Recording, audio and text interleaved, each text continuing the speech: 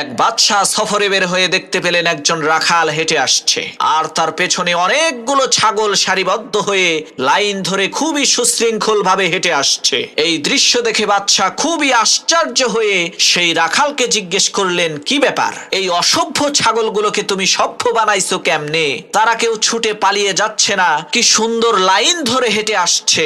তখন সেই রাখাল বলল, মহামান্বিত বাদশাহ, আমার এই ছাগলগুলোর মধ্য থেকে যে লাইন থেকে বের হয়ে যায় তাকে এমন পিটুনি দেই ভবিষ্যতে সে আর কখনোই লাইন থেকে বের তো হয়ই না, বরং ওই একটা ছাগলকে পিটুনি খেতে দেখে বাকি সবগুলো ছাগল ঠিক হয়ে যায়। রাখালের এই কথা শুনে বাদশা বলল, তোমার এই অসভ্য ছাগলগুলোকে যেইভাবে তুমি সভ্য বানিয়েছো, ঠিক একই ভাবে আমার এই দেশের অসভ্য মানুষগুলোকে তুমি কি সভ্য বানাতে পারবে? রাখাল বলল, হ্যাঁ পারবো।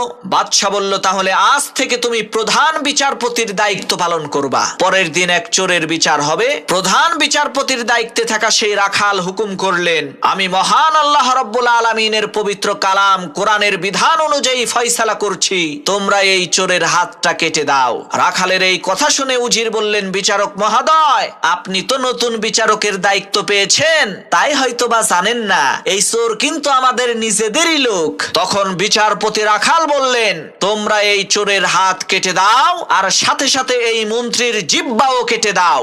রাখালের এই একটা ফয়সালা কার্যক্রম হওয়ার কারণে দেশের মধ্যে শান্তি চলে আসলো।